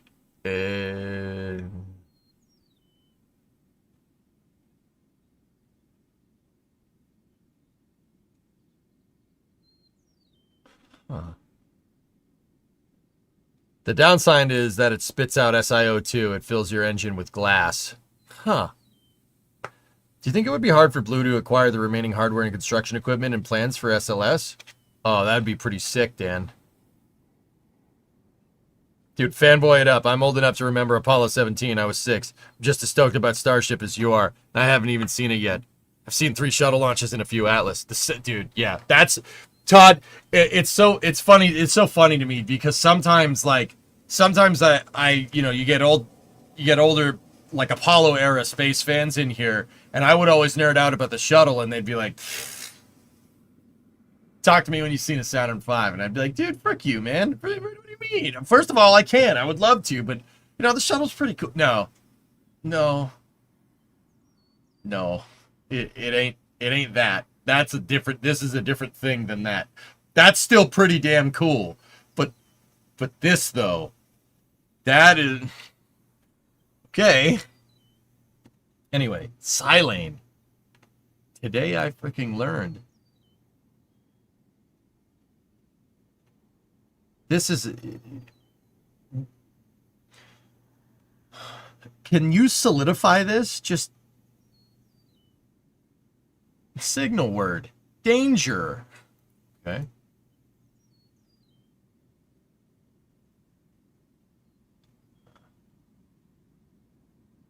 Huh.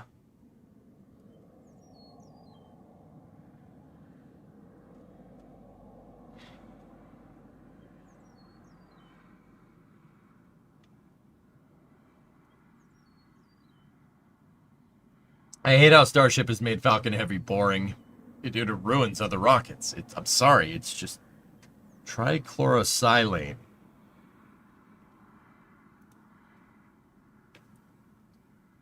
Purified trichlorosilane is the principal precursor to ultra-rapture silicon in the semiconductor industry. In water, it rapidly decomposes to produce silazane polymer while giving off hydrochloric acid. Because of its reactivity and wide availability, it's frequently used in the synthesis of silicon-containing organic compounds. Huh.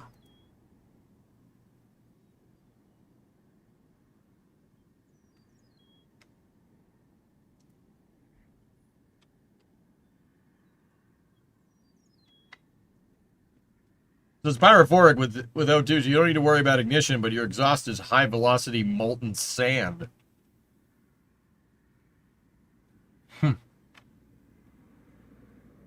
Trapo, if it's on the 19th, I'm probably not going to be able to make this one, dude. Oh. It's Baron. Baron, it's time for the news hour. Oh, I'm sure this won't piss anyone off. I'm sure it'll be just fine. I'm sure it'll be just fine.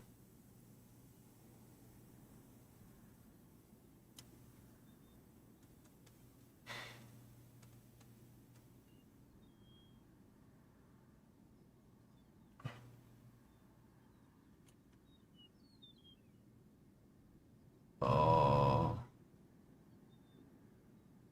Okay, maybe we should. Maybe we should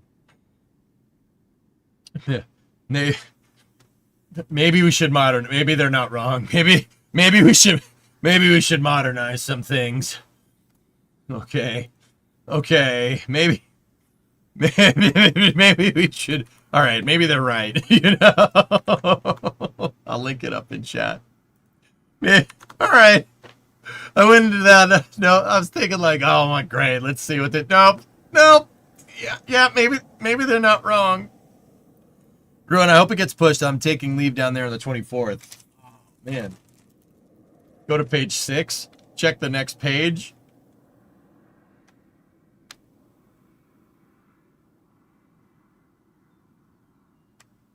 Is that wrapped in tinfoil?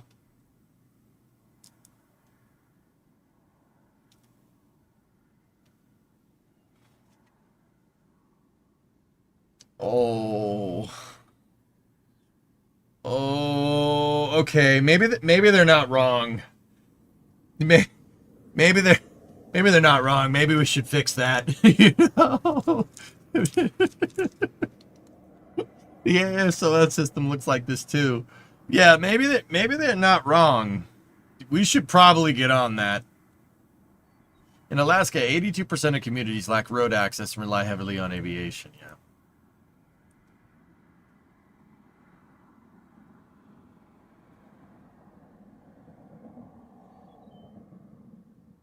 I don't know, Denny. I'm not familiar with this.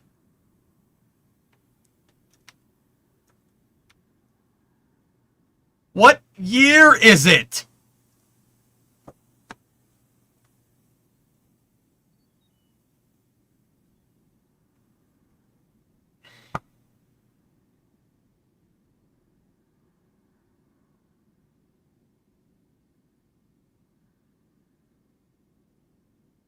If it ain't broke. Dude, the 7-segment display digital clock up there just really makes, that really takes the cake. That's what makes this whole thing. That and the integrated lights. The lights integrated into the damn console with CRT.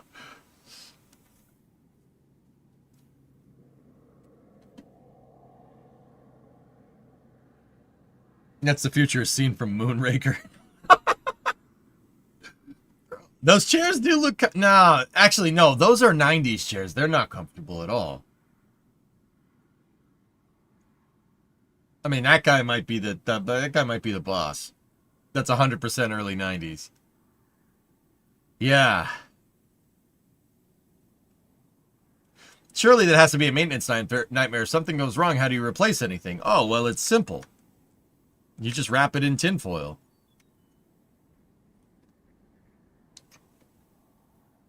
Hey, my lab still uses CRTs and Windows 98. What?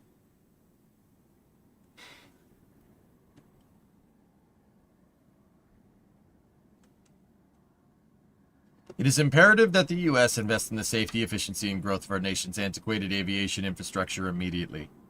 Industry has voiced concern and recommended providing immediate, robust, emergency funding for ATC critical infrastructure investment in facilities and technology. Oh.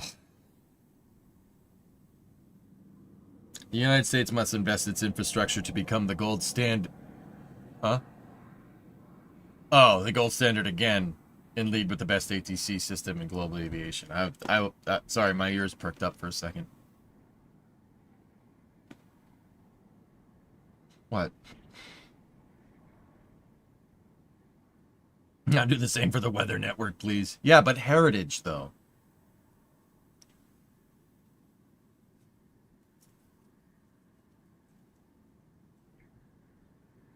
Hey now, roulette. Yeah, I know. Sorry. Couldn't help it. Couldn't help it, man. Sorry. I'll shut up. I'll be quiet. I'll be quiet. Seriously, though, some of that was wrapped in tinfoil because ribbon wire has electromagnetic interference. Okay.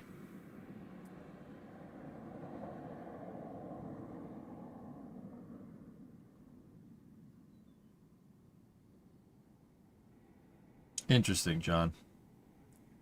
This is what ATC has to type on.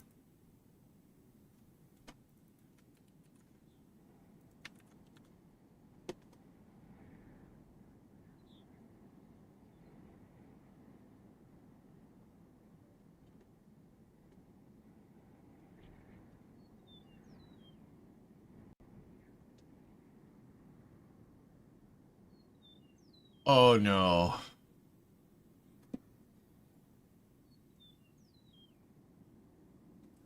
It's alphabet. Why?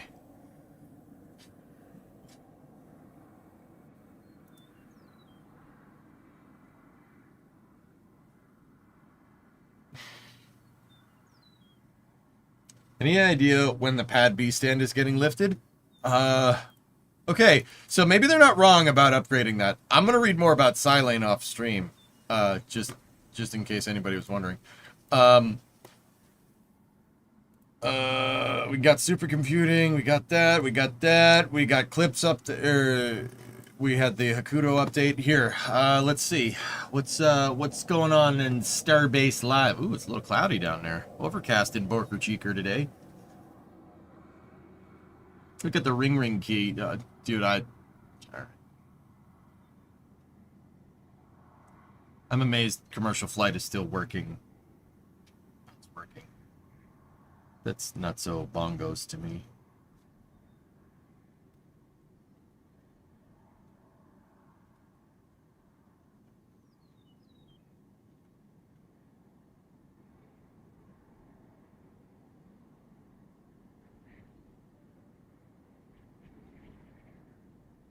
Okay. Our ATC is in the same shape as my car? Hey! Don't talk bad about my car like that. Western Europe ATC's systems are 4 decades ahead.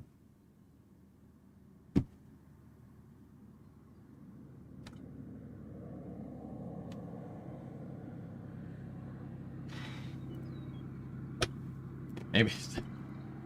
So I'm saying maybe they're not wrong. Maybe that actually does need to be fixed. All right, what's going on down in Starbase? So much space in that car. Yeah, disco pants and haircuts.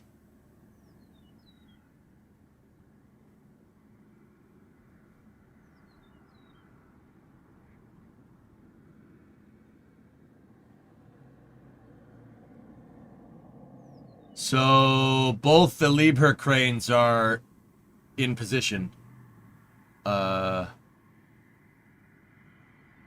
They're both in position for the roll. Check Le Padre. Le Padre.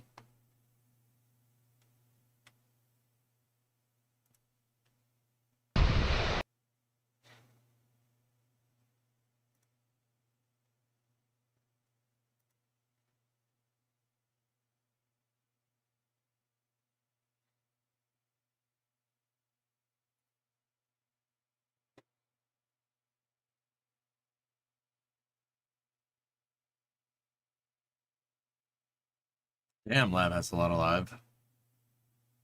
Rover cam?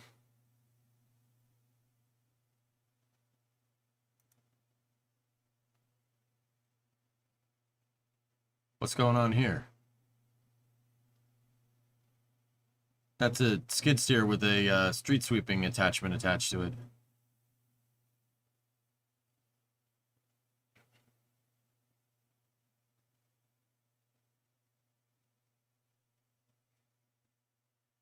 That's inside the factory. You can't see much. We'll go back over to NSF. I like Lab, though. Lab's cool. Love that guy. Yeah. All right.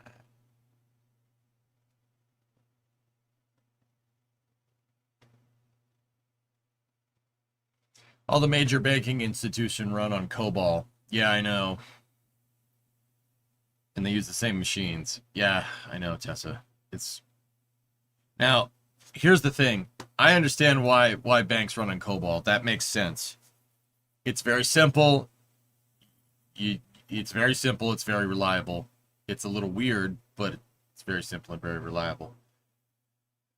Whatever happened to the robotic dog that was walking around? SpaceX stopped doing that after the suborbital flights, dude.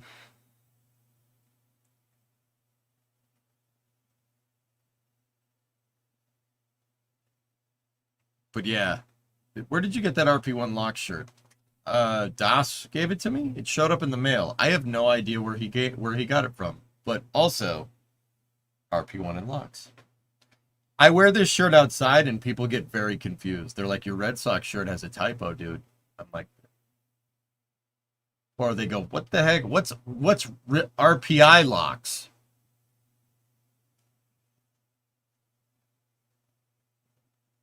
And there's nobody under 40 even remotely conversant in COBOL.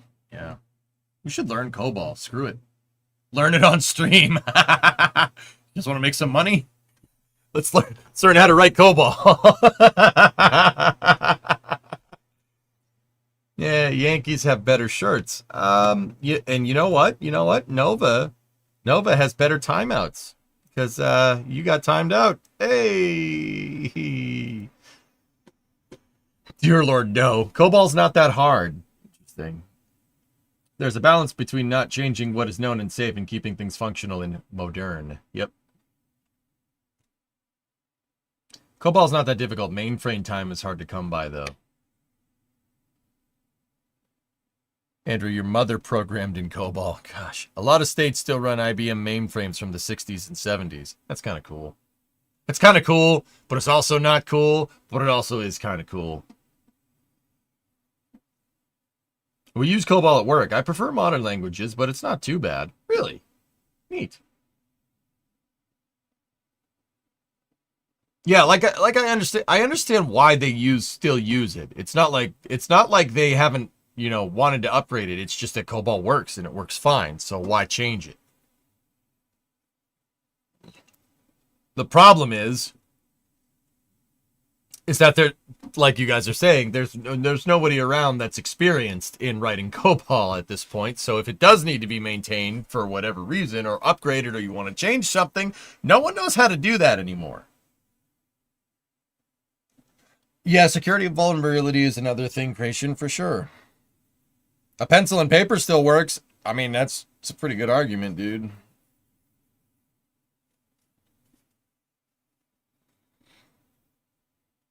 The cost of changing the system is time, but also very real potential of the outage introduced by it. Yeah. Oh, Rapshan, you found the RP1 shirt. Oh, it's main engine cutoff. Yeah, there you go. I'll post the link there. There are some retired people making serious bank coming back. Oh, I bet, dude. If, for whatever reason, Aqualex, Kerbal, needs to come back and people need to learn how to design things in Kerbal, I'd be the guy, I'd be the guy to talk to for that. I'm pretty good at it. I have more hours in the game than the damn guy that invented it.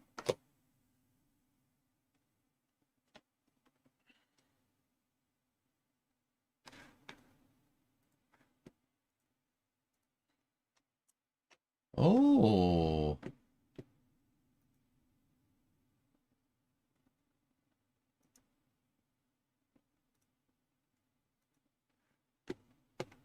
New Rocket Lab? Let's see.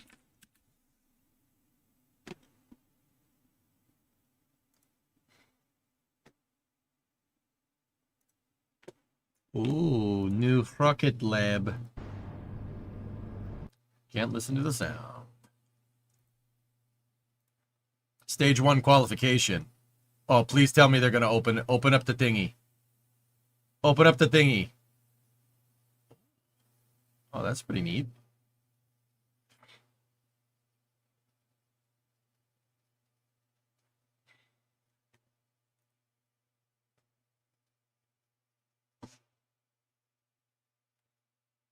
Oh, it opened the thingy. It opened the thingy. Ah! The thingy. It's open. Close the thingy.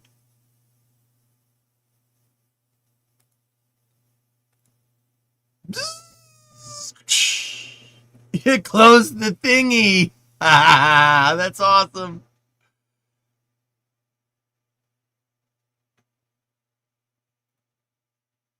Can I see that again?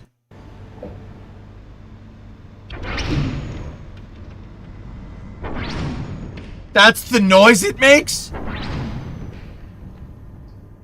I love this timeline. The future is amazing. Please tell me it makes a... Yeah, that's still pretty good.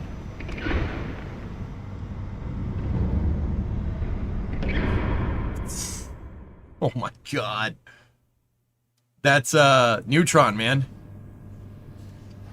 So Neutron is gonna have a first stage down here, and then there's an inner stage on top of a first stage, But the interstage is not just holding like a second stage engine. It's holding the entire second stage and payload. And it's hanging from up here. The entire second stage and payload is hanging right here. So the payload is right here. The second stage is right here. And this whole structure is attached to the first stage. So at main engine cutoff, you're not going to see like a prototypical stage separation. At main engine cutoff, well, there's the canards to fly the thing. At main engine cutoff, you'll see that over there. And the second stage and payload will shoot out of that. Hey, Ren, 121 months, baby shark. Do. Yeah.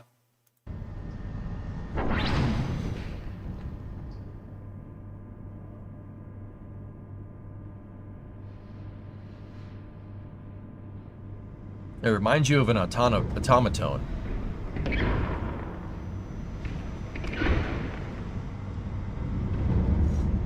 Yeah, I see it. And then that will close, and the first stage will come all the way back. It'll boost back and it'll land. No, that's in New Zealand, I think, John.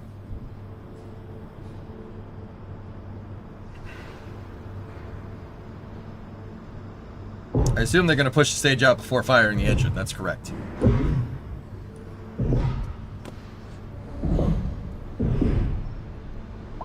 we're going to open in 10 seconds time. The Q1 update. We went through that already, dude. Dude, some pretty good updates from Rocket Lab. Man. Oh, that's so cool. The noise! Squish!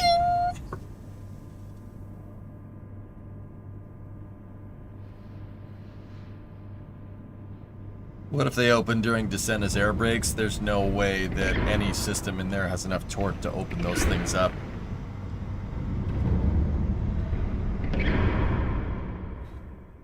I don't know if that's a sound effect or not. I really hope that that's what that sounds like. I really don't think it is. Bruh. Bruh! Dude.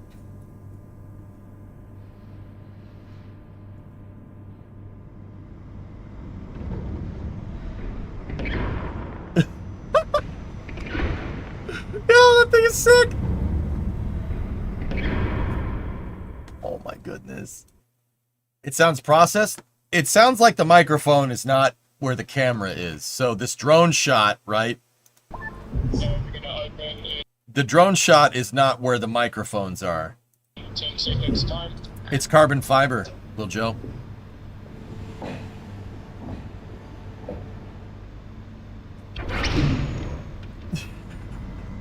Bro, that noise! That's awesome! How the heck does that make a good seal? It doesn't need to, me, bro. It's on the first stage. Doesn't need to.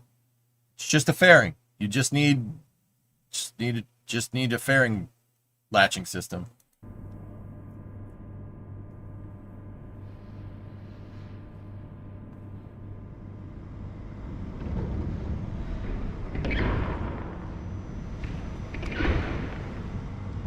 Bro, that's so good. That is so freaking cool, man. Oh my goodness. Do you need a link to it? Yeah, that's pretty neat. There you go. I'll link it up in both chats. Looks like a graboid. It does look like a graboid. Oh no.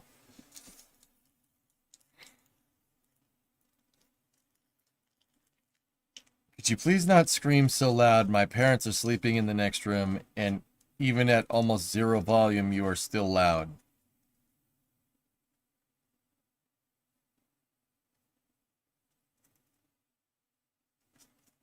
Black Eagle, I'm not telling you how to live your life, but are you familiar with headphones, or?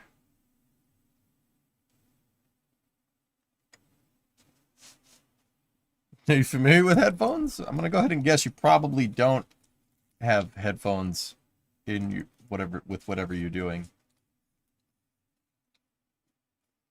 You could turn the PC volume down, dude, because I'll be honest, I could say, I can sit here and say that I won't be loud, but that's not going to happen.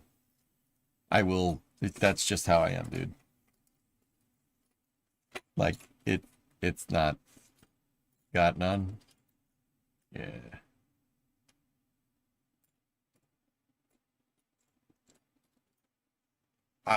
I'll try to be quieter, bro, but it's probably not going to happen. Like, I'll try, but it's probably not gonna happen. EJ doesn't use inside voices.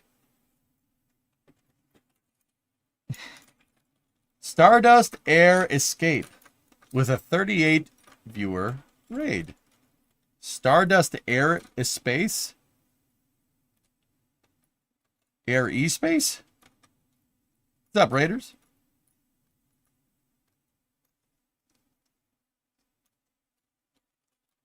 Play the MSC song loud. Hey! Escape like... Is space like space in French? Ah, Stardust Air Space. Very nice. Very nice. What's going on, Stardust? I don't think I know you. What do you do? Tell us. Please share with the class. What do you stream? Hi, Raiders. Everything good?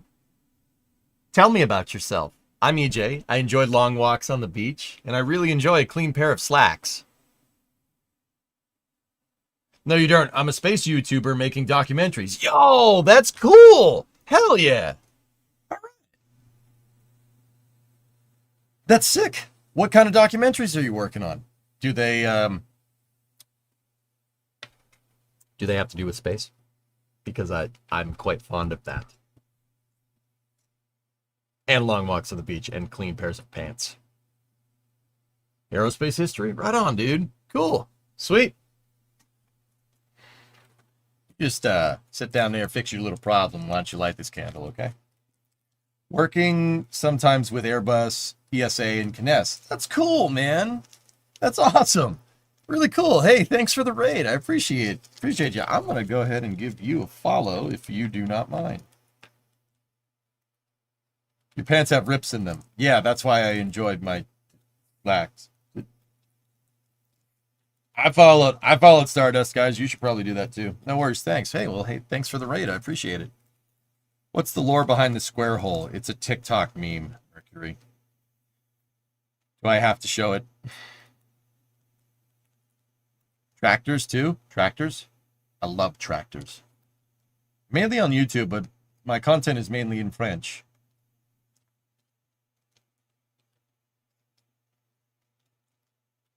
Très bien. Merci. Listen, Tranquility Base here. The Eagle has landed. I don't know. I was going to cook alligator tonight, but I only have a crock pot. I apologize for that. Cheese from space. Omelette du fromage. No. Depeche Mode. Oh, jeez. Here's Stardust's channel. Cool. Sweet.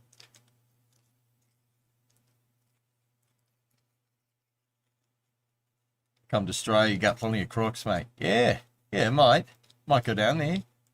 Get myself a big block chev, mate. Anyway, Stardust, thanks for the raid. That's cool. Awesome. Good stuff. Good stuff. We were just, what we were doing over here is we were just looking at Neutron, Rocket Lab and Neutron, testing out their fairing in canards. Yes, Dexter's lab. Why don't you get out of my laboratory?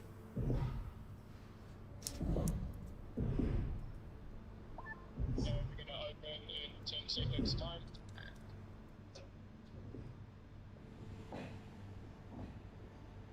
You're welcome. I'm a regular watcher of Flame Trench. Watch your old KSP stuff on Twitch years ago. Oh, cool. That's pretty neat.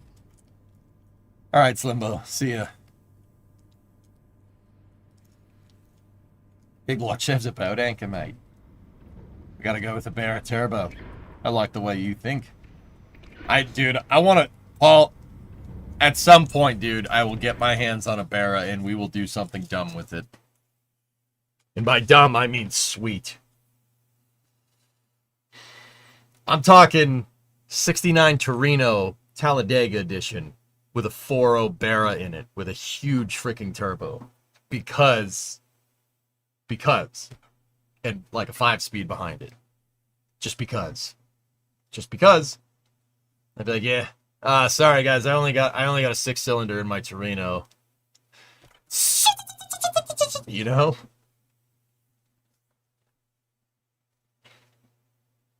So, if you remember the Viper chat we had yesterday about the reasons it got killed, Space News posted this article today. Check the paragraph before last.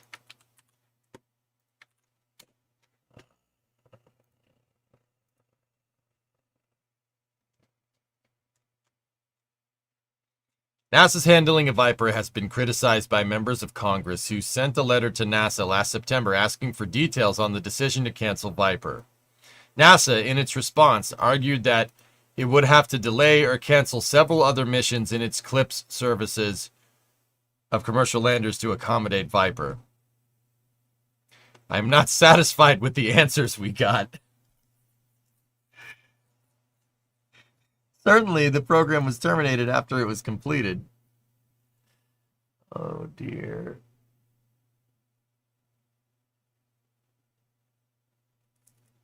Why won't you work for free? Congress, probably. I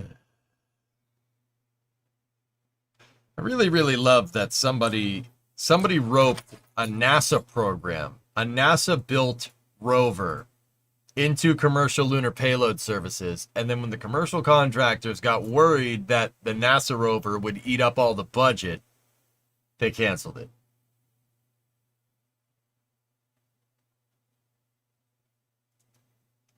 It's so stupid. It's so stupid. It's so stupid. It's so dumb. What? Why? It's a NASA payload going on commercial lunar payload services. Why would you rope it into the funds allocated for commercial lunar payload services? It's not, Viper is not a commercial lunar payload service. It is a commercial lunar payload. NASA, are you drunk? 5 more minutes of this, I'm gonna get mad. Not my fault this is happening. Here we go again. Nah, I talked a lot about that. I don't care. I talked a lot. I just want to go back to the chopper fairings. We're gonna open in 10 seconds time. Do you want a front sump or a rear sump Barra? I don't know. I'd have to wait until we get a car that way we can actually put it in.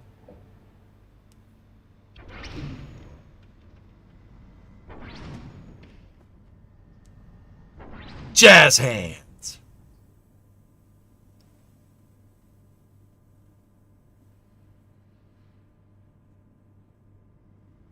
Go home, NASA. You're drunk. Well, we went to the moon once. Yes, NASA. Once. All right. Now time to go back to your place. Normie, what is that, Trelawney? Normies are whining at NASA for not putting Viper on Starship's lunar demo flight.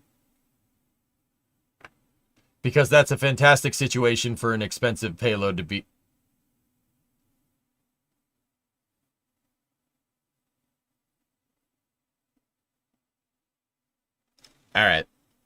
All right, that's enough. That's enough Space News. I'm good. I'm good. I'm good on that one. I think we're good.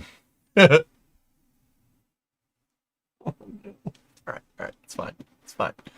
It's not fine.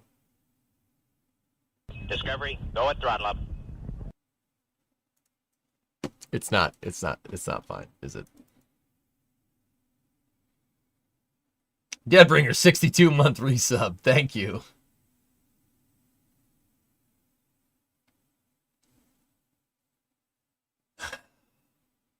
Hey, fellas, my head's kind of killing me at this point. Do you mind if I take a rain check on After Hours for Red Dead?